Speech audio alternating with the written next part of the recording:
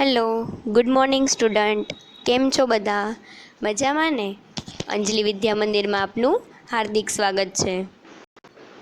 ધોરણ 6 વિષય હિન્દી, पाठ 8 राजा का हिस्सा। इस कहानी में एक प्रजावात्सल्य राजा का वर्णन है। राजा प्रजा की कठिनाइयों में हमेशा उसकी मदद के लिए तत्पर रहता है। આ કહાનીમાં છે તે એક રાજા છે તે કેવો પ્રજાવત્સલ છે તેના વિશે વર્ણન કરવામાં આવ્યું છે. અને રાજા છે એ પ્રજાની બધી મુશ્કેલીઓમાં હંમેશા તત્પર એટલે કે હંમેશા આગળ રહે છે તેના વિશે આ પાઠમાં વર્ણન કરવામાં આવ્યું છે. ચાલો આપણે પાઠની શરૂઆત કરીએ. राजा भोज बड़े प्रजावात्सल्य थे। वे स्वयं राज्य में घूम घूम कर प्रजा की कठिनाइयों को देखा करते थे और उन्हें यथासंभव दूर किए करते थे. એટલે કે રાજા ભોજ છે તે વધારે તો કે બહુ મોટા પ્રજાવાત્સલ્ય હતા અને તે પોતે સ્વયં નગરમાં ફરી ફરીને પ્રજાની જે મુશ્કેલીઓ છે એને દૂર કરતા હતા. તેનાથી જે શક્તિ એટલે કે જે બનતું તેનાથી તે દૂર करता. एक दिन राजा अपनी रानी के साथ रथ पर सवार होकर राज्य का भ्रमण कर रहे थे. एक दिवस से राजा પોતાની રાણીની સાથે પોતાના રથ ઉપર સવારમાં તો કે રાજ્યની પ્રદક્ષિણા કરી રહ્યા હતા એટલે કે ફરવા નીકળ્યા હતા. वे राजधानी से बहुत दूर निकल गए. તે પોતાની રાજધાનીથી બહુ દૂર આવી ગયા. उन्होंने देखा कि एक खेत में एक किसान हल जोत रहा है मगर उसके हल में एक ही बैल है. दूसरे के बैल के स्थान पर अब उसने अपनी स्त्री को हल खींच रही है. એટલે કે એને જોયું કે એક જે ખેડૂત છે તે પોતાના ખેતરમાં હલ ચડાવી રહ્યો છે અને તેને એ જોયું કે એક બાજુ શું છે તો કે બળદ છે અને બીજી બાજુ પોતાની સ્ત્રીને જોતી રહ્યો છે. राजा भोज ने रथ रोका और किसान के पास जाकर कहा, भले आदमी तुम यह क्या अत्याचार कर रहे हो? भला कहीं स्त्रियों को भी हल में जोता जाता है? એટલે કે રાજાએ છે તે ખેડૂત પાસે આવીને એને કીધું કે તું આવું શું હોય કે કાર્ય કરી રહ્યો છો? આવો અત્યાચાર કોઈ દિવસ કરાય પોતાની સ્ત્રી ઉપર?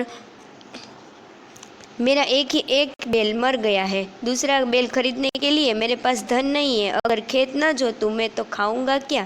कहकर किसान पुनः अपने कार्य में लग गया. એટલે કે મારો એક બળદ હતો એ મરી ગયો છે અને બીજું બળદ છે તે ખરીદવાની મારામાં શક્તિ નથી એટલે કે મારી પાસે પૈસા નથી. એટલા માટે જો હું ખેતર ખેડીશ નહીં તો હું ખાઈશું એમ કહીને તે પોતાના કાર્યમાં પાછો લાગી ગયો.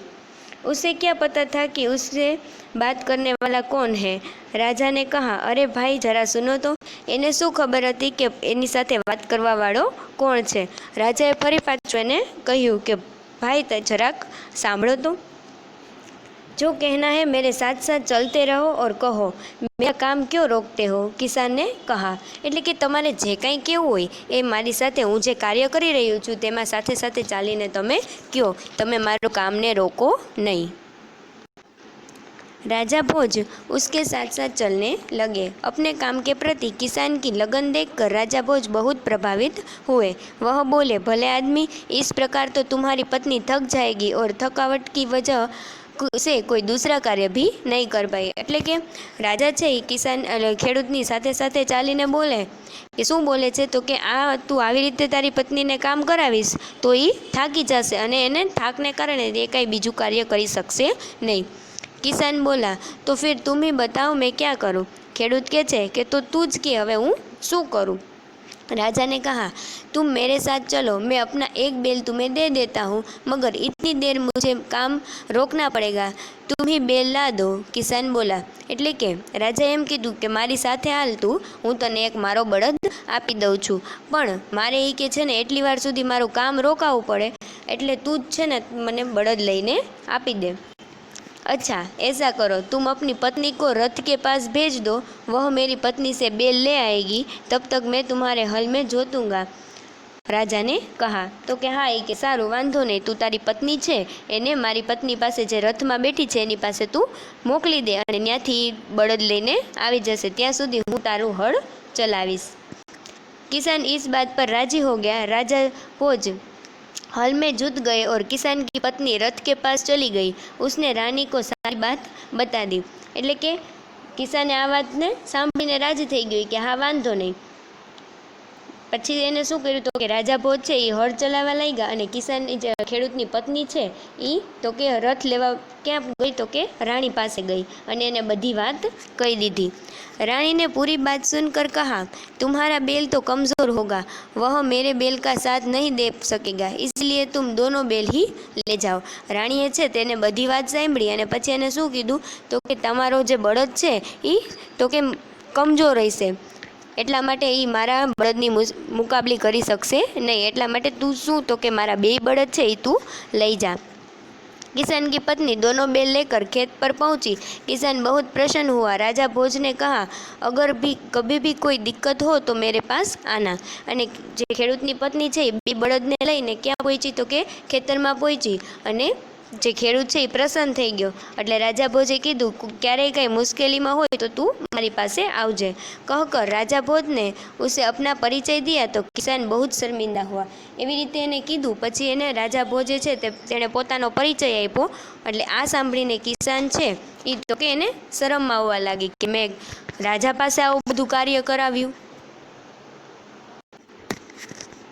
आगे उसने राजा से बार बार क्षमा मांगी।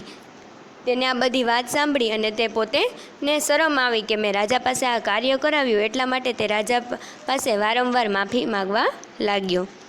રાજા પ્રસન્ન હોકર વાપસ ચલે ગए। રાજા છે એની ઉપર ખુશ થઈ અને પાછા વળી ગયા। उस बार उस किसान के खेत में बहुत अच्छी फसल हुई। तो કે એ વખતે છે એ વર્ષે તો કે એક ખેડૂતના ખેતરમાં તો કે સારો એવો પાક થયો। उसके आश्चर्य का ठिकाना न रहा जब उसने देखा कि खेत के जितने हिस्से में राजा भोज ने जोता था उसमें मोती उगे थे। એટલે કે એના ખુશીનો એના આશ્ચર્યનો પાર ન રહ્યો કે જ્યારે એને જોયું કે જેટલી જે ખેતરમાં જેટલી જે જગ્યા છે ત્યાં શું તો કે એટલી જ્યાં રાજા ભોજે તો કે વાવ્યું હતું એટલી જગ્યામાં શું તો કે મોતી ઉગ્યા છે। बाकी के हिस्से में उम्दा किस्म के गेहूँ उगे हैं અને બાકી જેટલી જગ્યા છે તેમાં સારા એવા ઘઉં થયા છે। किसान बहुत प्रसन्न हुआ। किसान જે ખેડૂત છે એ બહુ જ ખુશ થઈ ગયો। किसान ने सारे मोती इकट्ठे किए और राजा भोज के पास जा पहुंचा। એને છે તે ખેડૂતે જેટલી જગ્યામાં જે મોતી ઉગ્યા હતા ત્યાં એને બધાય એકઠા કરી લીધા અને પછી તો કે તે રાજા ભોજ પાસે ગયો। उसने सारे मोती राजा भोज के चरणों में रख दिए और राजा को सारा किस्सा कह सुनाया। એને છે તે બધાય મોતી છે એ રાજા ભોજના ચરણોમાં રાખી દીધા અને રાજાને એક કિસ્સો સંભળાવ્યો, કહાની સંભળાવી। राजा ने कहा, ये मोती तुम्हारे खेत में उगे हैं। राजा એને એમ કીધું કે આ મોતી છે એ તારા ખેતરમાં ઉગ્યા છે, इन पर तुम्हारा हक है। એટલે કે આ મોતી છે એ તારા ખેતરમાં ઉગ્યા છે તો એના પર ફક્ત તારો હક જ છે। तुम ही अपने अधिकार में रखो। आना ऊपर तारो अधिकार है एटले माटे तू ये तारी पासे ज राख। नहीं महाराज, यह आपके परिश्रम का प्रताप है।